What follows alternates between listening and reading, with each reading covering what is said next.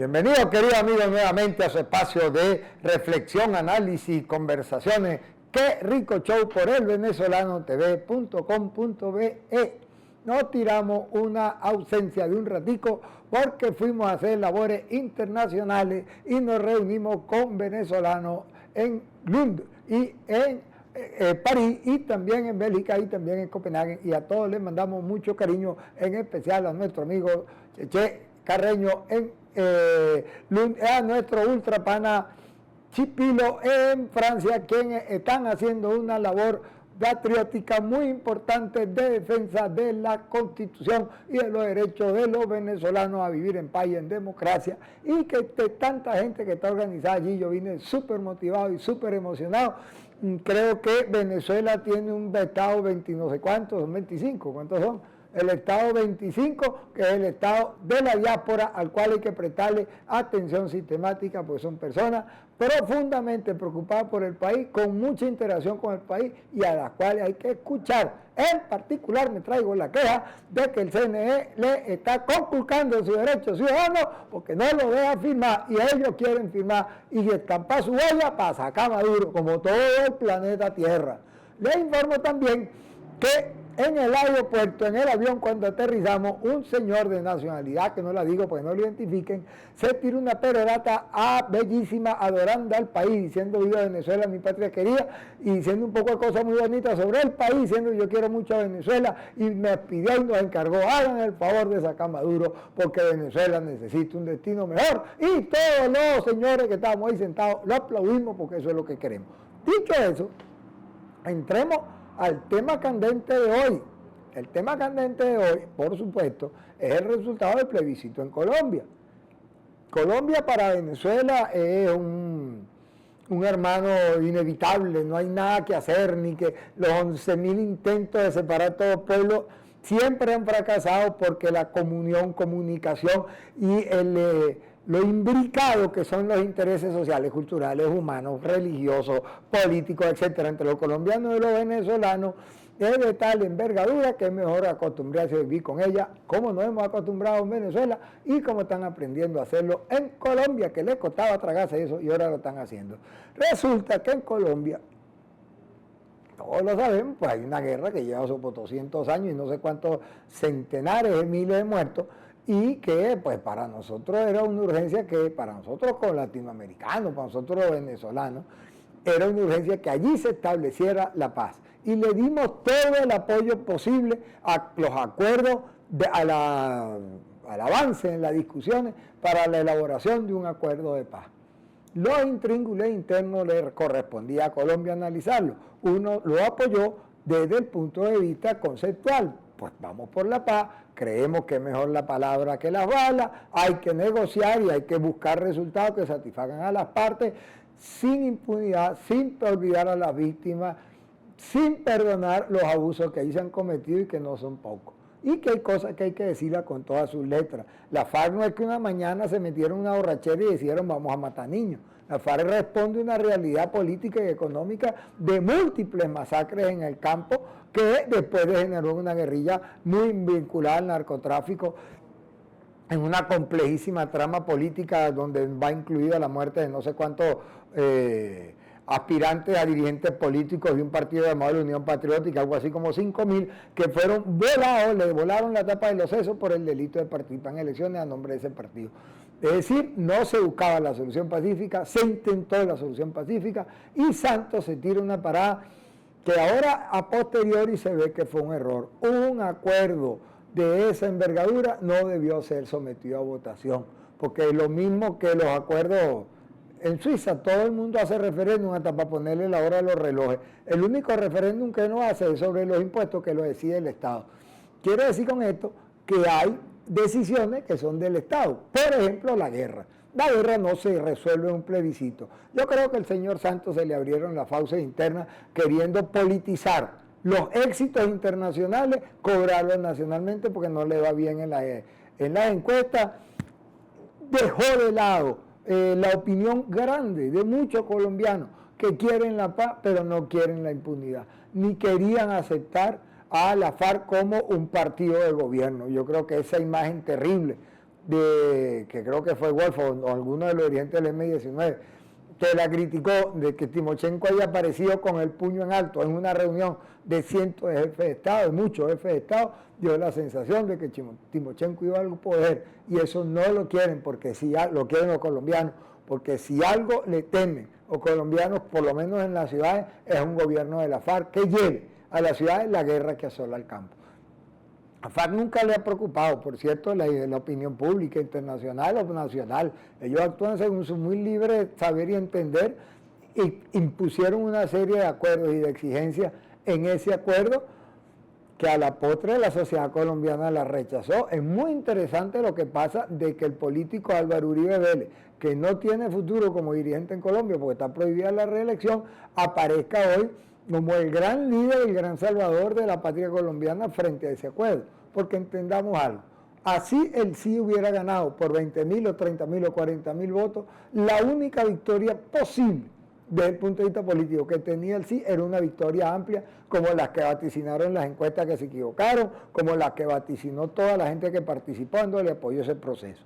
Y con ese margen tan estrecho, donde si uno suma los votos nulos y los otros pasan fácilmente al otro campo y hubieran hecho ganar el sí o el no con mucha facilidad, más allá del análisis numérico está el hecho político. El sí, en general, es fundamentalmente bien visto en los referendos.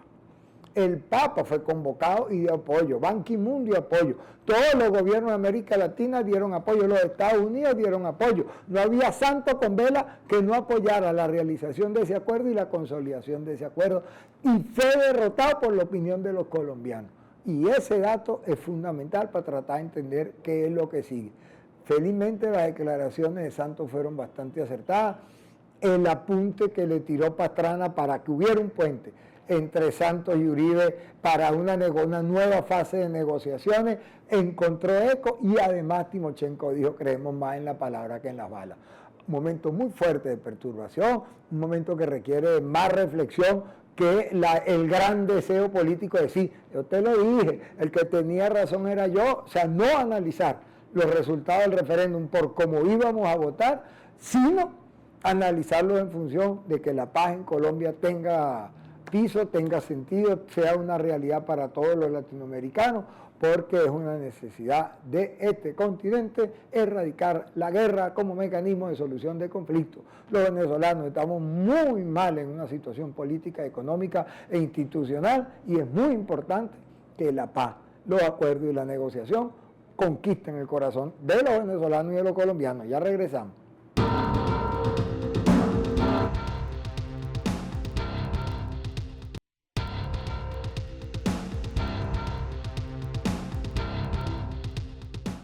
Continuamos, queridos amigos, con su espacio de reflexión, análisis, conversaciones y política internacional. Qué rico show por elvenezolano.tv.com.be. Bueno, como decíamos en el negro anterior, el plebiscito sorprendió a todo el mundo. Se esperaba que ganara el sí de Calle, que iba a haber un gran triunfo. Todo el mundo estaba convencido de que aquello era pan comido, y que, bueno, el esfuerzo de Uribe, el triunfo de Uribe hubiera sido que iba a hacer cosechar la resistencia al acuerdo para quedar él y su partido del Centro Democrático como la alternativa política frente a Santos, que iba a cobrar. Pues pasó todo al revés, y en Venezuela no poco político, yo creo que casi todos apostaron a que él sí iba a ganar, y yo confieso que yo también lo creí. Yo no estaba acá, pero vi las encuestas, y todas las encuestas en Colombia le daban amplio margen al sí. Incluso en una conversación con amigos colombianos en París, los tipos decían: no puede ser que ganemos por debajo del 55% porque sería una derrota. Así que, para que veamos las dimensiones de eso, nosotros vamos a reproducir una entrevista hecha por nuestro equipo antes de la realización del referéndum, porque queremos, del plebiscito que fue un referéndum también, para ver las opiniones de nuestros políticos por el temor o la aprensión o las atenciones o la deducción de lo que Colombia significa, el caso Colombia significa para la política venezolana. Comencemos con Montoya, el que está ahí. Si yo pudiera votar en ese plebiscito, votara sí. Votar así porque los pueblos merecen la paz. Esa guerra a Colombia le costó 220.000 muertos. Le ha costado mucha sangre, mucha desolación, pueblos fantasmas. Y yo creo que si Nelson Mandela, cuando se planteó la reconstrucción de Sudáfrica, no hubiese buscado la paz como modelo de desarrollo, quizás Sudáfrica no estuviese en la situación que hoy está. Creo que la paz lo vale todo y por lo tanto nosotros abrigamos las esperanzas de que este proceso realmente funcione y sea exitoso, con preocupaciones. Preocupaciones, uno, por ejemplo, que no ocurra lo mismo que cuando el M-19 entró a La Paz. Fue una guerra en las calles de Colombia que generó muertos de estos militantes.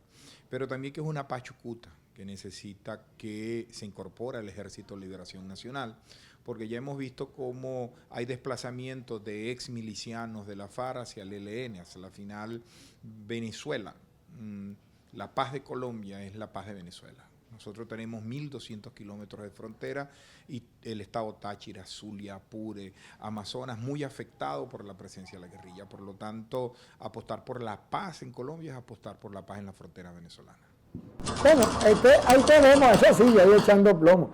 Eso sí, que sigue en la pregunta, una larga entrevista, pero tomamos ese segmento porque apostar por la paz en Colombia es apostar por la paz en Venezuela y que la situación, denuncia el diputado Montoya, de guerrilleros de la FARC trasladándose al ELN y sabiendo que el ELN opera en la frontera venezolana y que hasta controla regiones enteras, nos involucra directamente en el conflicto, de tal manera que votar por la paz y votar por el sí se hizo equiparable para estos políticos, pero resulta que hubo otra interpretación porque el mismo Álvaro Uribe Vélez dijo al final de la tarde del proceso electoral, le prometemos protección a la FARC para que no le pase lo que le pasó al M-19. El embajador, ex embajador de Venezuela en Colombia y querido amigo Pavel Rondón, nos dijo lo siguiente también en esa encuesta.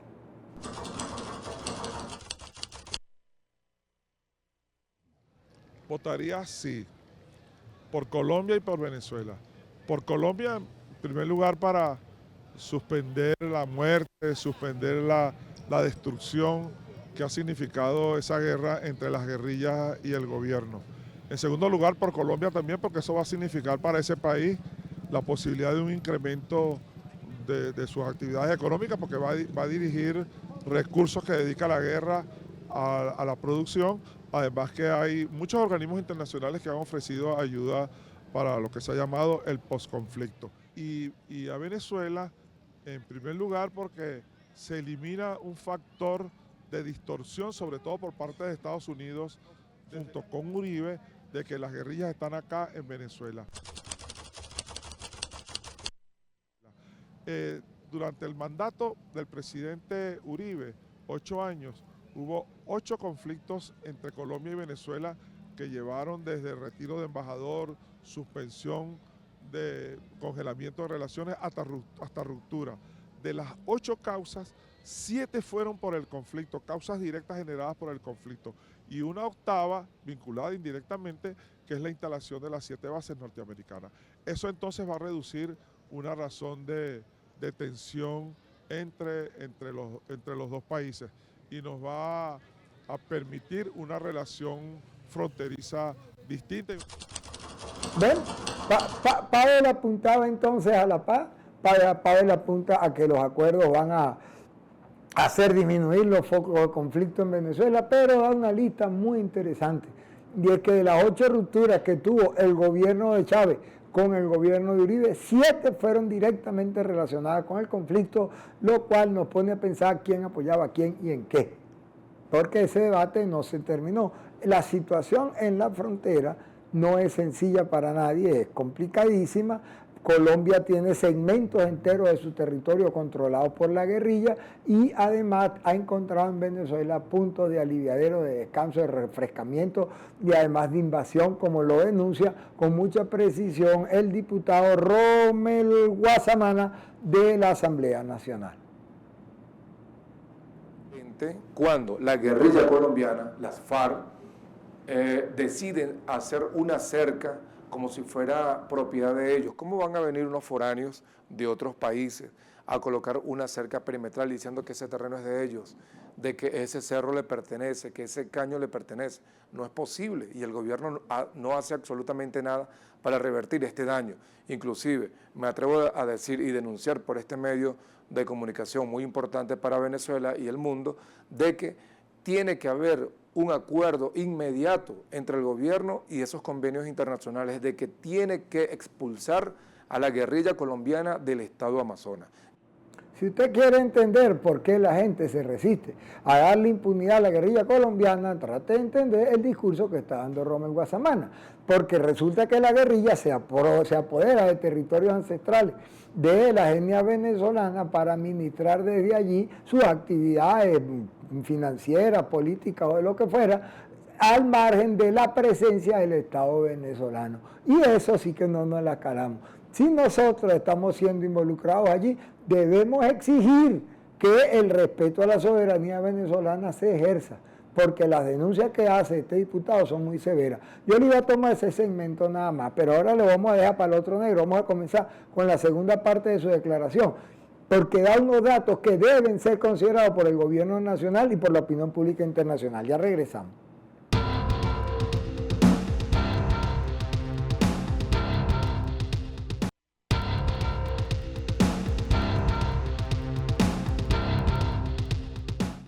Continuamos, queridos amigos, con su espacio de discusión, análisis y reflexión, que Rico Show por el venezolano tv.com.be. En el segmento anterior, o negro como le dicen aquí los técnicos, estábamos escuchando al diputado Rommel Guasamana, quien de paso es uno de los 3 defenestrados por las arbitrariedades del TSJ, porque ese señor ganó su elección en el estado Amazonas, él es representante indígena y no lo quieren reconocer, porque estos señores del gobierno venezolano son tan arbitrarios como a quienes los invitaron como garantes en la discusión de los acuerdos de paz, porque hay que decir que Venezuela fue invitado por la FARC, bueno, Venezuela no, el gobierno de Venezuela fue invitado por la FARC como su garante en esos acuerdos. Pues resulta que el Estado venezolano, en su garanticiacidad, está dándole garantía a estos señores, abandonó el ejercicio de la soberanía y uno se encuentra con tamaña denuncia que presenta el diputado y por eso es que no lo dejan hablar en el Parlamento Nacional, porque tira perlas de este tamaño. En Atabapo tienen tomado todo Atabapo. Un alcalde no manda en Atabapo, ni tampoco los concejales. Manda son los guerrilleros y por supuesto la Fuerza Armada, porque ellos cobran vacunas, los dos, y no hay un informe que le llegue al gobierno y que ellos puedan actuar como tiene que ser. Es lamentable que en Río Negro tampoco tenemos una entrada muy importante, la entrada del sur, donde nosotros estamos proponiendo de que se haga a través de la Asamblea Nacional el acuerdo y de que podamos tener un laxo económico y que puedan entrar alimentos y productos hacia Venezuela, hacia esos municipios indígenas que tanto lo necesitamos y lamentablemente no ha podido ser. Tenemos también un grave problema en Autana, bueno, porque en Autana tenemos 2 de los puertos más importantes del sur, que es el Puerto Venado y Puerto Samariapo, y por lo tanto tampoco es controlado por la Fuerza Armada venezolana, sino que es controlado por la guerrilla colombiana. Estamos pues entonces involucrados en el conflicto colombiano, no es de ahorita y no hace mucho tiempo, pero que ejerzan semejante control administrativo sobre los principales puertos del Orinoco, por donde sale quién sabe qué y quién sabe a dónde. Y dada la costumbre de la FARC, andar vendiendo cocaína, no habrá mucho que pensar ni qué sale ni a dónde va. Yo creo que ahí hay un tema muy importante para el gobierno nacional y para la Asamblea Nacional y para la política nacional a ser revisado. Estas denuncias del diputado Guasamana no pueden ser silenciadas ni pueden caer en saco roto, eso es muy grave. Los nombres que él otorga allí de una cantidad de puertos a lo largo del río Orinoco, en el estado más grande de Venezuela, que es el estado Amazonas, si no es el Bolívar, pero los dos son enormes, requiere de un ejercicio pleno de la soberanía, cosa que debería hacer la Fuerza Armada Nacional, que no hace por andar bachaqueando con la bolsa del CLAP, porque eso da más plata que defender la frontera. Pero sin embargo hay una denuncia, los dos cobran vacunas y además no dejan que entren los productos para que la población de Brasil, para que las poblaciones indígenas se abastezcan. Por eso es que no quieren hacer elecciones ahí, porque la solución al Amazonas es otra vez una elección para salir de este rollo y volverlo a derrotar, porque ese cuento lo saben todos los amazonenses, la gente de Amazonas. Bueno, el gobierno nacional no se quiere contar de ninguna forma ni manera. Nosotros estábamos viendo cómo iba el desarrollo del debate nacional, ya pasó lo de Colombia, nosotros tenemos nuestro sapo grueso que tragar, sobre todo el gobierno nacional tiene que aceptar de una buena vez que el 80% del país necesita expresarse institucionalmente para ejercer su muy constitucional derecho a revocarlo. Ustedes saben cómo responden ellos. Miren esta tablita que sacó Carajota Digital de cómo tratan al PSV y cómo tratan a las primarias, al referéndum revocatorio. 11 días le dio el CNE, en 11 días le aprobó la primaria. A nosotros no la hacen, nosotros porque yo estoy con el referéndum. Aprobó en 48 días para que se pudiera convocar, legalizar a quien lo iba a convocar, que fue la MUD. 3.987 centros de votación contra 1.350, pero resulta que en el referéndum revocatorio se supone que hay participación de toda la población venezolana. Con ese número de centros no se garantiza la participación ni siquiera del 20%. Vamos un momentico para terminar de leer la cifra, gracias. En 51 días están diciendo que es necesario para anunciar las condiciones para recoger la firma. Al 18 días, al PSV le permitieron no solo organizar los centros, ponerlo como ellos le da la gana, sino que además ellos pospusieron las elecciones y el CNE les dijo que sí. Y el día de las elecciones dieron prórroga 4 veces hasta las 11 de la noche, imponiéndole a la oposición un horario de votación que coincide con el horario de trabajo. ¿Por qué hacen eso ellos? Gracias. ¿Por qué hacen eso ellos? Porque quieren impedir que los empleados públicos participen en la firma. Se firma de 8 a 12, de 2 a 6, de 2 a 4 y además a la 1 de la tarde se cierra con las últimas 70 personas. Es decir, están haciendo trampa para impedir que la voluntad popular se exprese. A diferencia de Colombia, donde el jefe de campaña del no, su primera intervención fue reconocer la rectitud institucional del señor que administra las elecciones en Colombia, que es nombrado por el presidente de la República. Aquí tenemos que pelear para que el CNE garantice, peor aún, no impida la participación de los venezolanos en el ejercicio de sus derechos constitucionales, como es el derecho del referéndum revocatorio. Con todo y eso, la Mesa de la Unidad Democrática acaba de sacar un programa dándole estructura organizativa a esa palabreja que tanto dice la gente para dividirnos, que a la calle, va todo el mundo a la calle, no respiramos más. La calle se va a tomar de manera organizada. ¿Con cuántos son? 1.359 centros, allí se está organizando la gente para que en esos centros fluya la cola, llegue la gente, se garantice que recojamos el 20%, porque vamos a recoger más y sobre todo sabemos que un gentío no va a poder firmar, pero que los vamos a hacer votar. El gobierno, con movilizaciones de 5 millones de personas, como mínimo, para exigir el referéndum revocatorio, no tiene fuerza para impedirlo. Y esto ha unido a la MUD y lo ha unido alrededor de un proyecto concreto que le está dando razón de ser y organicidad a la lucha política, cosa que no pasa en el PSV. Ahí hay una puñalera. Ya Melías dijo que le iba a sacar el collar a Diosdado Cabello para que no mordiera, porque lo trata como una hiena encabonada. Aquí tengo a Diosdado, que va a ser el vicepresidente. Guárdelo, Diosdado. Lo trata como el que no sé si como lo que es, pero al menos como lo que merece. Y de paso Maduro viene y responde que el PSV está lleno de traidores y que en la muerte de Robert Serra hay responsables que están en el gobierno y que le hace un cambio de gabinete, es decir, la puñalera crece en el saco de los alacranes porque la derrota se huele en cada esquina y la gente ahí por eso no quiere ni contarse. A tal extremo llegan las cosas que la intervención de Ameliach lo que dice, reconoce públicamente que Maduro, vótese como se vote, está votado, está afuera, y que el sustituto que él propone es Diosdado, y sabrá Dios que sustituto va a poner Jorge Rodríguez. Vamos a tirarnos una especulada, si él quiere lograr, Jorge Rodríguez no, Maduro, y si él quiere poner a alguien ahí que le garantice cierto orden en la casa, a lo mejor su vicepresidente es Padrino López o algún militar. Querido amigo, hasta mañana.